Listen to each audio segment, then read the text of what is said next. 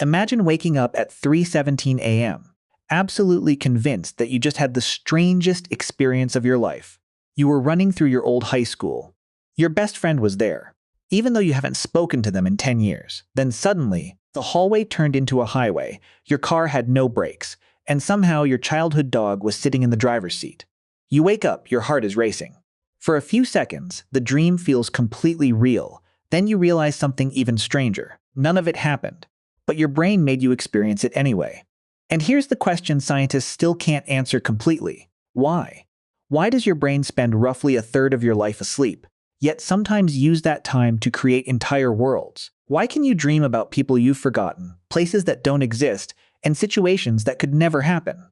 And why do some dreams feel more real than reality itself? The answer isn't simply because your brain is resting. In fact, your brain is doing some remarkably complicated things while you sleep. And one of them may explain why that bizarre dream you had last night wasn't as random as it seemed. Let's start with something most people get wrong about sleep. Your brain doesn't simply shut down at night. It changes modes. Throughout the night, you move through different stages of sleep, repeatedly cycling between them. One of the most famous is REM sleep, short for rapid eye movement.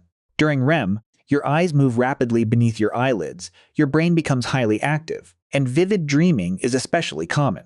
But here's the first surprise. You can dream outside REM sleep too. So dreaming isn't just one special switch that gets turned on for a few minutes every night. It's part of a much larger process. And during these strange hours, your brain is cut off from most of the information coming from the outside world. No phone notifications, no traffic, no conversation, no TV. Yet somehow inside your head, an entire reality can appear. You can hear music, feel pain, see faces, run, fall, even experience emotions powerful enough to wake you with tears or a pounding heart. How can a brain with almost no outside information create all of that? One major clue is memory.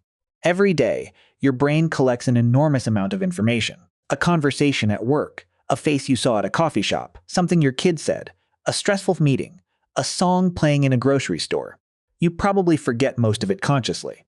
But forgetting something doesn't necessarily mean your brain completely ignores it. During sleep, the brain is involved in processing and reorganizing memories. And sometimes, pieces of those memories appear inside dreams, but they don't always appear normally. Your old school might appear, but the rooms are completely wrong. Your childhood home might be connected to a city you've never visited. Your college roommate might suddenly be talking to someone you met yesterday. The brain doesn't need to replay memories exactly as they happened. It can mix them, connive them, rearrange them. And that's where dreams become truly bizarre. Imagine dumping thousands of photographs onto a table and randomly overlapping them. A beach from one memory, your old bedroom from another, a stranger's face, a conversation from yesterday, an emotion you've been carrying for months. Your brain may turn fragments like these into something that feels like a complete story. But there's another piece of the puzzle. Emotion. Dreams can take ordinary emotions and turn the volume all the way up. A small embarrassment becomes a nightmare where everyone is staring at you. A minor argument becomes an enormous confrontation. A simple fear becomes a full-scale survival story. And that's particularly interesting because emotional processing is one of the things associated with sleep. So perhaps some dreams aren't really about the bizarre story at all. Perhaps the story is simply the form your brain uses while processing the emotional material underneath it. But then why do so many dreams involve being chased, falling, being late, losing something, or suddenly discovering that you're completely unprepared? There's no scientific evidence that every one of these dreams has a universal hidden meaning. Your brain isn't necessarily sending you a secret message. Instead, there's another possibility. Your brain is a prediction machine. Every second you're awake, it tries to anticipate what happens next. If a car approaches, you predict its movement. If someone reaches toward you, your brain anticipates what they're about to do. If you're walking downstairs, your brain predicts where your foot should land. During dreaming, the brain may continue generating experiences and predictions, but without the normal constraints of the outside world. It's almost like the simulation is running without the real-world controller. And that's why dreams can become completely impossible. You don't stop and think, wait a second, why is my former teacher currently flying over Los Angeles?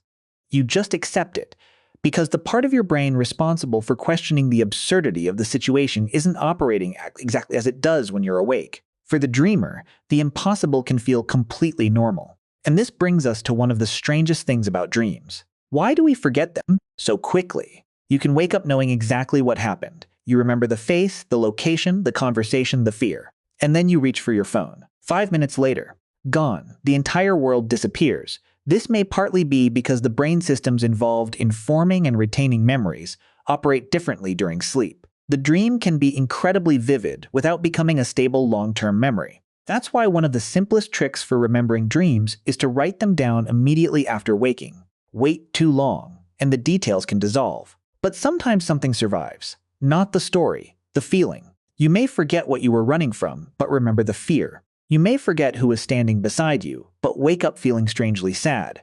And that raises a fascinating possibility. Maybe the bizarre storyline isn't always the important part. Maybe what matters is the information, memories, and emotions underneath it. But scientists still don't know whether dreaming itself is essential for these processes. That's an important distinction. CP clearly matters for memory, learning, and many other functions. But that doesn't automatically prove that the strange movie playing inside your head is what causes those benefits. The dream might have a function, or it might be a byproduct of other important brain activity. And that's why dreaming remains such a fascinating scientific mystery. We have clues, we have brain scans, we have sleep laboratories, we have decades of research. But no single explanation accounts for every dream. And maybe that's because dreams aren't one thing. They could be the visible experience created by several hidden processes happening simultaneously. Memory activation, emotion, prediction, learning, and changes in brain chemistry. Think about what that means. Every night, you close your eyes and lose contact with the outside world. And yet your brain can create another one. A world with people who aren't there. Places that don't exist. Events that never happened. And for a few minutes, you don't question any of it. You simply live there. Then morning arrives. The light comes through the window. Your phone starts buzzing. The real world returns. And the strange world your brain created begins disappearing almost immediately. So why do humans dream at night? The most honest answer is that we still don't know exactly. But perhaps the deeper mystery isn't why your brain creates dreams. It's that your brain is capable of creating a convincing reality in the first place. You don't need a screen. You don't need a headset. You don't even need your eyes open.